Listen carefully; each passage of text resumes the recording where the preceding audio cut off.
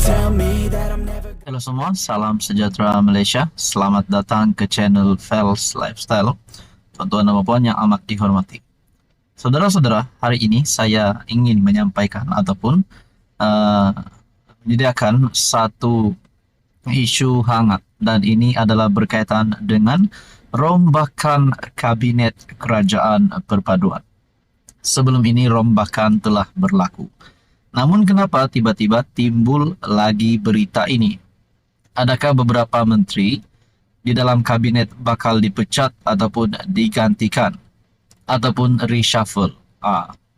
Akhirnya ini pengumuman terkini daripada Perdana Menteri Datuk Seri Anwar Ibrahim. Satu perkongsian daripada Malaysia Kini bertarikh 12 Ogos. Rombakan kabinet. Saya tak dengar lagi, kata Perdana Menteri. Jadi saudara-saudara, kalau ada kenyataan ataupun berita tentang rombakan kabinet, Menteri PKR, Menteri UMNO dipecat ke, ataupun mana-mana menteri daripada Pakatan Harapan ataupun Barisan Nasional yang dipecat ataupun digantikan, perkara itu adalah tidak benar.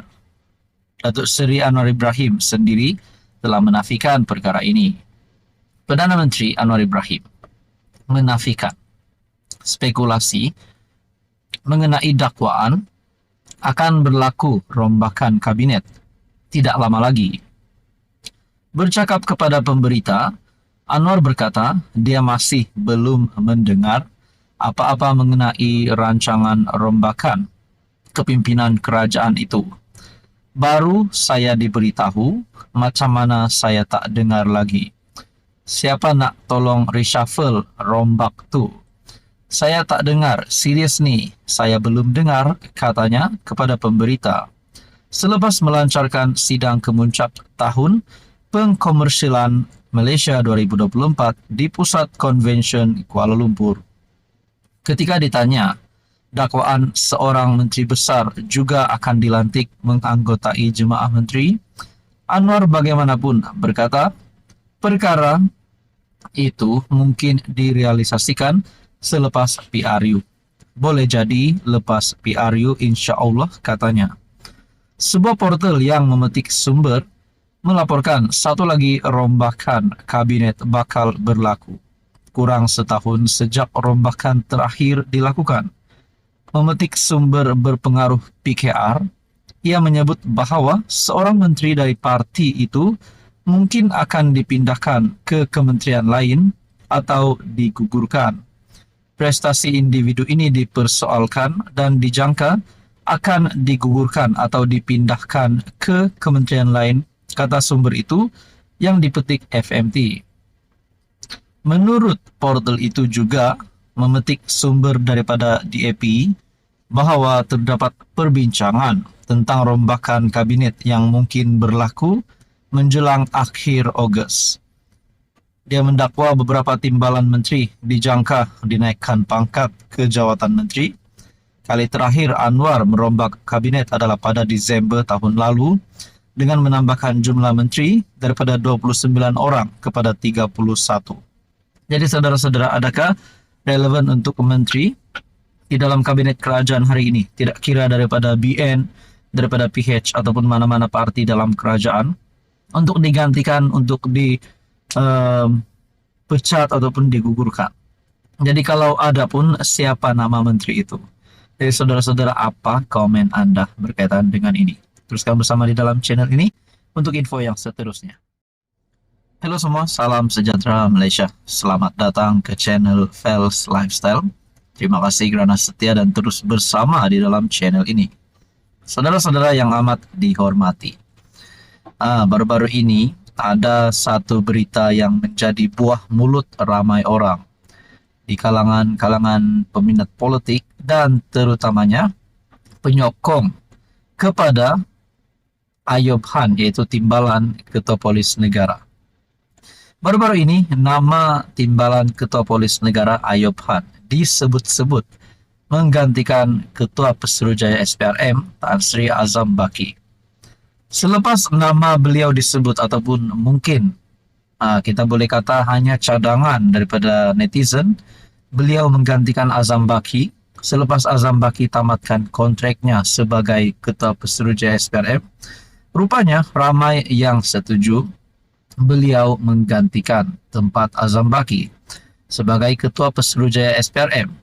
Namun saudara-saudara, di sebalik cadangan-cadangan ini, di sebalik spekulasi ini dan komen daripada netizen, melalui channel ini pun ramai yang telah memberikan komen yang positif menyokong Ayub Han menjadi Ketua Pesuruhjaya SPRM.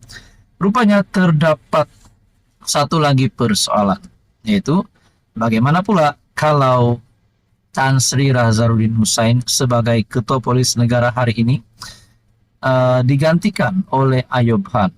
Makna kata Ayub Han yang menjadi Ketua Polis Negara yang baru. Rasanya mungkin tidak mustahil juga untuk berlaku.